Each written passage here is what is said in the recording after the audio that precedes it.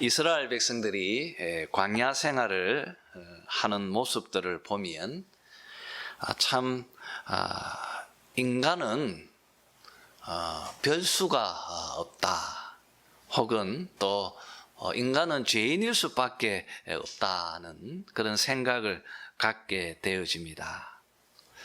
이스라엘 백성들이 광야에서 살아가면서 그들은 정말 엄청난 하나님의 능력을 눈으로 보고 또 매일매일 체험하면서 살고 있습니다. 하나님께서 살아계시다는 것, 바로 눈앞에서 목도하며 살아가는 이들이었습니다. 그런데도 그들은 변함없이 하나님께 원망의 소리를 하고, 또 그들의 불평 소리는 조용할 날이 없었습니다. 정말 이스라엘은 패역한 백성들이었고 또 목이 곧은 그런 백성이라는 것을 보게 되어집니다. 여러분, 이렇게 악한 백성들을 대하는 우리 하나님의 모습은 또 보면 너무 감동적입니다. 하나님은 역시 우리 하나님이시다, 또 하나님은 하나님이시다는 것을 또 우리가 이 이스라엘이 광야 생활하는 모습들을 보며 느끼게 되어집니다. 하나님은 항상 신실하셨습니다. 또 하나님은 항상 자비하셨고, 하나님은 또 항상 오래 참으시며 인내하셨습니다. 여러분, 오늘 우리가 읽은 이 본문의 말씀이 바로 패역하고 있는 이스라엘과 또 그들을 용서하시는 하나님의 모습이 이 12장에 잘 그려져 있다고 여겨집니다. 자, 그러면 이제 본문의 배경을 우리가 한번 보았으면 합니다. 1절에 보니까 미리암과 아론이 모세를 질타하면서 비방하였다고 합니다. 이렇게 미리암과 아론이 서로 합해서 모세를 비방한 이유는 모세가 구스 여자를 아내로 취하였기 때문이다 고 말하고 있습니다. 모세가 이방 여인을 자기 아내로 취했다, 이걸 우리가 간과할 수 없다. 이 기회를 미리암과 그리고 아론이 모세를 향하여 공격하기 시작한 것입니다. 본문을 보면 미리암이 큰 벌을 받고 있는 것을 보니까 아마도 미리암이 이 사건의 주동자였던 것 같습니다. 아론은 그 미리암의 그 공격에 함께 동조한 것으로 그렇게 비춰집니다. 여러분, 오늘 2절 말씀을 보니까 이 미리암과 아론이 모세를 비방한 이유가 모세가 이방 여인을 아내로 삼았기 때문이다, 이렇게 말하지만 실질적으로 그들이 공격한 이유는 다른 것에 있는 것 같습니다.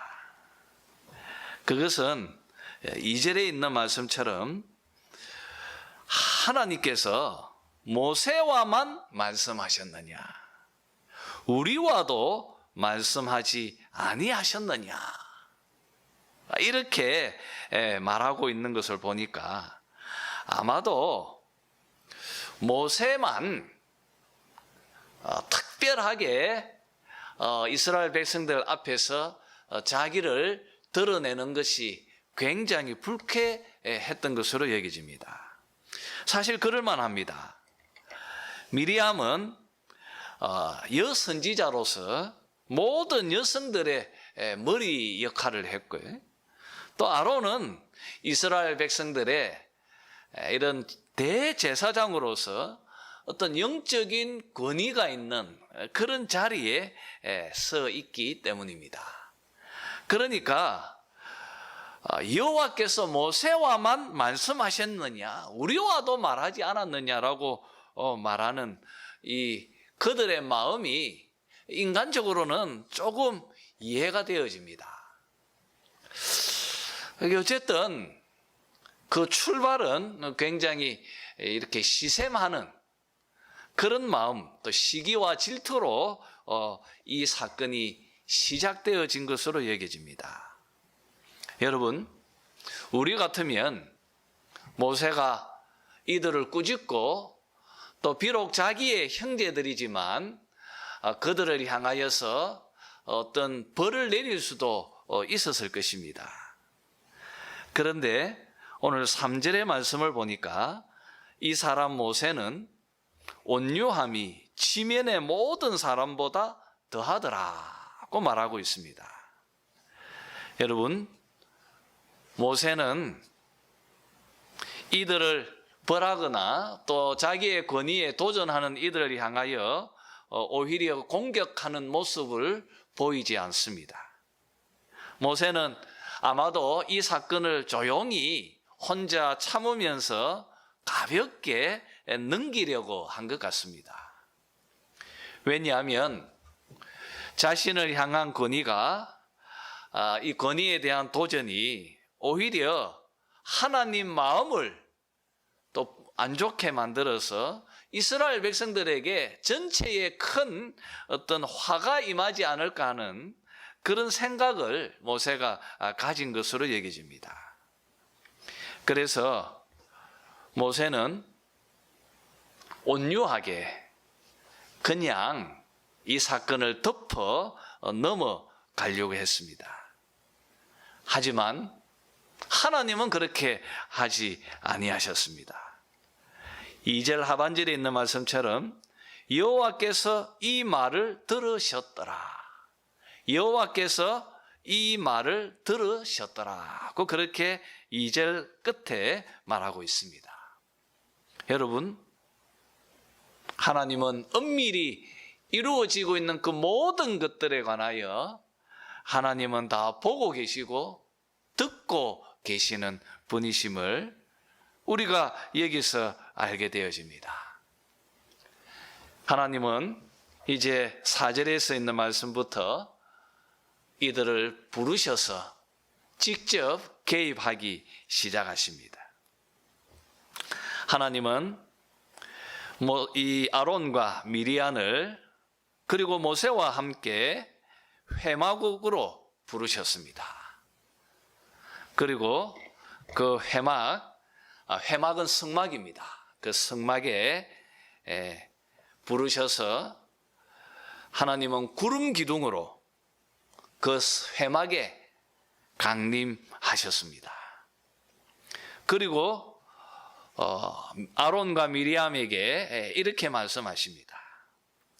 너희 중에 선지자가 있으면 내가 어떤 환상으로 혹은 꿈으로 그에게 내가 말하지만은 하지만 나의 종 모세는 그렇지 않다고 말하고 있습니다. 그러면 여러분, 모세는 어떻게 대하십니까? 모세는 7절 8절입니다. 7절 8절에 보면 내 종 모세와는 그렇지 아니하니 그는 내 온 집에 충성함이라. 그와는 내가 대면하여 명백히 말하고 엄밀한 말로 하지 아니하며 그는 또 여호와의 형상을 보거늘 너희가 어찌하여 내 종 모세 비방하기를 두려워하지 아니하느냐고 말하고 있습니다. 여러분, 하나님께서 모세와 이 아론 그리고 또 미리암 이들과의 직분에 대해서 구분을 딱 지으시면서 모세는 너희들하고 다르다. 너희들 제사장과 그리고 선지자, 이 직분자들은 내가 환상이나 혹은 꿈이나 혹은 다른 방식으로 너희들에게 이야기하지만은 모세는 다르다. 보아라. 모세는 직접 내 말을 듣고 무엇보다도 모세는 나를 대면하지 않느냐.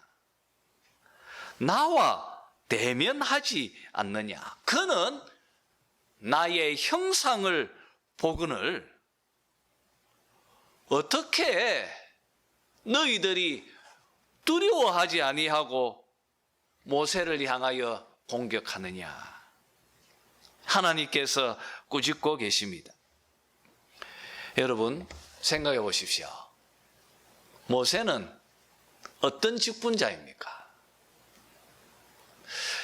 미리암과 아론, 선지자와 대제사장, 이 직분에 비해서 모세는 어떤 직분을 받고 있습니까?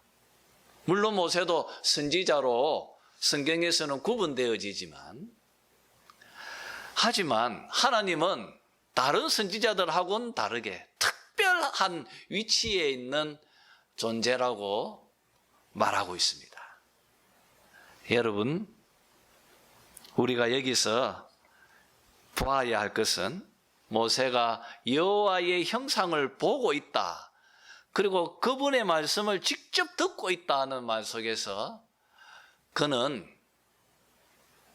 정말 독특한 직분을 갖고 있다는 것을 우리가 알게 되어집니다. 여러분, 어떤 직분입니까? 바로 중보자 직분을 모세가 지금 하나님으로부터 부여받았다는 것을 알게 되어집니다. 모세가 특별하다. 모세는 너희들과 다르게 중보자라고 하는 이 직분을 부여받은 자이다. 그러니 너희들은 중보자인 이 모세를 비난하고 공격해서는 안 된다. 그렇게 공격하는 것은 곧 나를 공격하는 것이다. 왜 너희들은 두려워하지 않느냐? 이렇게 말씀하십니다. 여러분, 13절을 보니까 하나님께서 13절이 아니고 10절입니다. 10절에 보니까 하나님께서 이 사건의 주동자로 있었던 미리암을 향하여 하나님께서 벌을 내리십니다. 그 벌은 정말 두렵고 무서운 벌이었습니다. 그것은 바로 나병이 이 미리암에게 찾아온 것입니다. 마치 하얀 눈이 내린 것처럼 그렇게 미리암의 몸이 흰 그런 문둥병으로, 나병으로 그렇게 발병이 되어졌습니다. 아론은 너무 두려웠고 또 마음이 아팠습니다. 모세에게 부탁합니다. 미리암을 고쳐달라고. 그 벌을 또 우리 백성들에게도 돌리지 말게 해달라고. 아론이 모세에게 간청하면서 하나님께 기도하라고 부탁합니다. 모세는 13절에 있는 말씀처럼 하나님께 고쳐달라고, 미리암을 고쳐달라고 간구합니다. 여러분, 하나님은 모세에게 이렇게 말씀하십니다. 아버지가 그의 얼굴에 침을 뱉은 자를 7일 동안 분리하거늘 하물며 하나님의 벌을 받은 이 미리암을 이 자리에서 고쳐줄 수 없다고 하십니다. 그러면서 미리암을 진 밖에 쫓아내고 그리고 7일간 가두어 두고 그가 회복된 후에 7일 후에 진 안으로 들어와라. 그렇게 들어오니까 그 진 밖에 있는 동안 광야의 여정이 멈춰 있었다가 그가 들어오니까 미리암이 들어오니까 이 행진이 시작되어졌고 그리고 하세롯을 떠나 바란 광야에 진을 쳤다고 오늘 말씀은 우리에게 들려주고 있습니다. 자, 여기서 우리가 나누어야 할 것이 있습니다. 여러분, 모세만 가지고 있는 이 독특한 직분, 이 중보자의 직분은 여러분 어떤 직분입니까? 우리가 여기에 대해서 조금 더 나누어야 할 것입니다. 여러분, 중보자의 개념은 언약의 관계 속에서 이해되어지는 것입니다. 언약 관계에 있어서 중보자란 하나님 편에서 볼 때는 백성들의 대표자를 의미하는 것이 아니라 백성 전체를 의미하는 것입니다.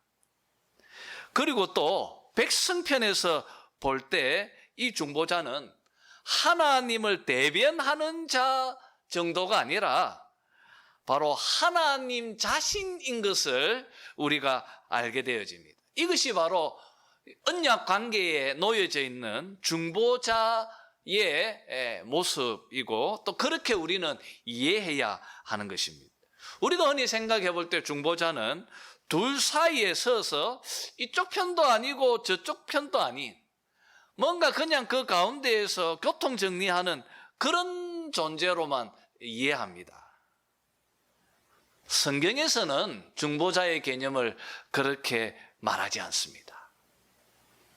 오히려 성경에서 중보자는 하나님 편에서는 백성 전체를 나타내는 것이고 그리고 백성 편에서는 하나님 자신을 나타내는 것입니다.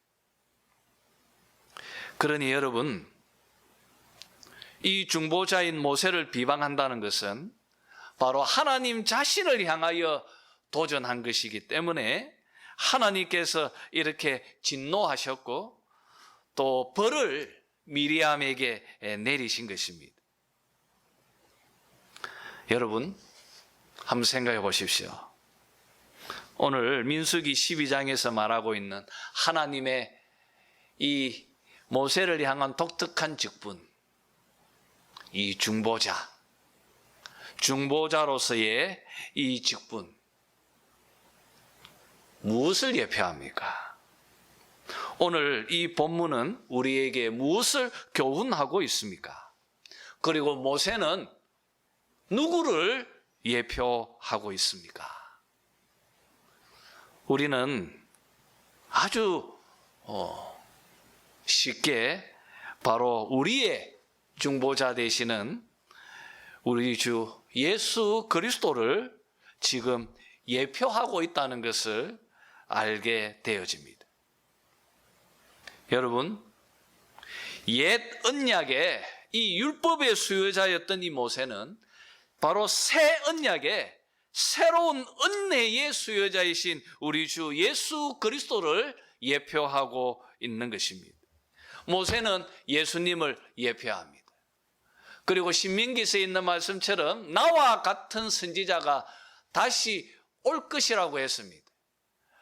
바로 나와 같은 선지자, 바로 중보자 역할을 했던 이 모세와 같은 중보자가 다시 올 것이라는 것입니다. 그가 누구입니까? 바로 우리의 중보자 되시는 우리 주 예수 그리스도를 의미하고 있다는 것을 알게 되어집니다. 여러분, 히브리서에 있는 말씀처럼 모세는 단지 그림자일 뿐입니다. 실체가 나타나면 그림자는 사라지는 것입니다. 모세는 하나님 집에 충성했던 종이었고, 예수님은 그 하나님 집의 아들이라고 히브리서는 말하고 있습니다.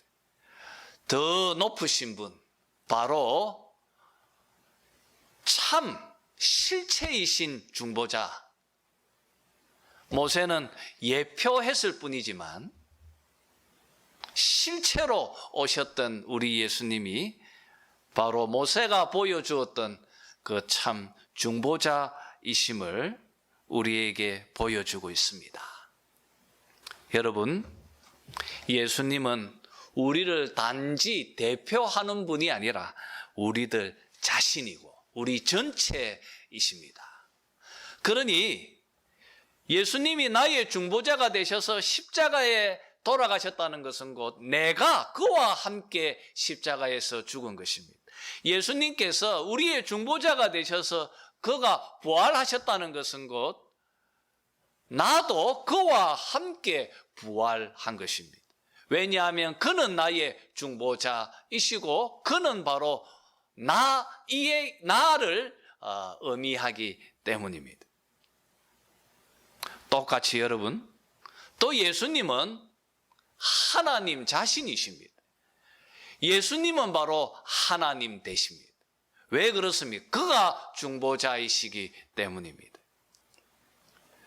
그래서 여러분, 그는 온전한 말씀으로 우리에게 하나님의 음성을 들려주신 분이십니다. 여러분, 이 땅에 유일한 우리의 중보자는 우리 주 예수 그리스도이십니다. 우리는 모세의 모습 속에서 우리는 우리 주 예수님을 그 안에서 보게 되어집니다. 자, 여러분, 한번 오늘 이 사건을 한번 적용해 보았으면 합니다. 지금 아론과 미리암이 모세의 권위에 도전하고 뛰어들고 있습니다. 하나님은 그들을 꾸짖으시면서 벌 주시고 또 그들을 경고하셨습니다. 이것을 한번 우리에게 적용해 보았으면 합니다. 우리가 만약 예수 그리스도의 권위, 그리고 그분을 향하여서 공격하고 그분을 향하여서 우리가 비난하고 그분을 향하여서 우리가 불평하고 원망한다면 하나님께서 똑같이 하나님 자신을 향한 도전으로 받아들이시면서 우리에게 용서치 아니하실 것입니다. 한번 생각해 보십시오. 어떤 것이 있겠습니까? 무엇이 예수님의 권위에 도전하는 것이겠습니까? 결국 많은 것이 있겠지만 가장 중요한 핵심은 바로 자기 중심적으로 모든 것을 결정하고 모든 것을 행동하는 것이 바로 예수님의 권위를 침해하고 그분을 오히려 공격하는 일이 될 것입니다. 우리가 행동하는 모든 것들이 주님의 말씀으로, 하나님의 말씀으로 우리가 행동하는 것이 아니라 그것을 우리가 배제해버리고 나의 생각, 나의 고집, 그리고 나의 뜻대로 모든 것을 해나가려고 하는 철저하게 자기 중심적으로 행동하는 모든 일들, 그 모든 것이 다 엄밀하게 보면 예수님의 권위에 위협하는 지금 아론과 미리암의 모습과 다르지 않을 것입니다. 여러분, 이것은 나 자신뿐 아니라 우리의 가정도 동일할 것입니다. 이 가정을 나의 뜻대로만, 나의 생각대로만, 어떻게 하든지 그 생각대로만 해 나가려고 하는 그런 모습이 우리 속에 있다면 그건 역시도 가정의 주인이 하나님이시고 예수님이라는 것을 부인하는 또 그 그리스도의 권위에 도전하는 모습이 될 것입니다. 교회도 동일할 것입니다. 그리고 자녀들도 동일할 것입니다. 내 자식이 아닙니다. 하나님의 자식인 것입니다. 내 교회가 아닙니다. 하나님의 교회인 것입니다. 여러분, 우리는 모세와 같은 오늘 이런 본문을 가지고 참 안 좋게 적용하는 많은 사람들을 봅니다. 마치 자신이 모세처럼 하나님과 대면하는, 마치 자신이 독특한 그런 중보자의 직분을 자기가 부여받은 것처럼 자기 자신을 과시하는 옳지 못한 모습들을 우리는 너무나 많이 봅니다. 여러분, 중보자는 그림자인 모세밖에 없고요. 그리고 실체로 오신 우리 주 예수 그리스도밖에 없습니다. 지금 이후에 누군가가 내가 모세와 같다고, 내가 예수님과 같은 중보자라고 말하는 자가 있다면 그는 굉장히 참 잘못된 생각으로 살고 있는 자일 것입니다. 또 우리가 그런 자들과 가까이 해서는 안 될 것입니다. 여러분, 항상 어떤 상황 속에서든지 주님의 권위를 생각하시면서 그분의 말씀에 순종하고, 그리고 하나님의 그 말씀에 우리가 무릎 꿇을 수 있는 그런 우리가 되었으면 좋겠습니다. 사람 앞에 무릎 꿇지 말고 사람 앞에 여러분 우리가 머리를 조아려서는 안 될 것입니다. 오직 우리의 중보자, 우리 주 예수 그리스도 앞에 항상 낮은 마음으로 그분을 따르고 그분께서 우리에게 초청하는 그 십자가의 길로 걸어가는 그런 여러분들이 다 되시기를 주님의 이름으로 축원합니다.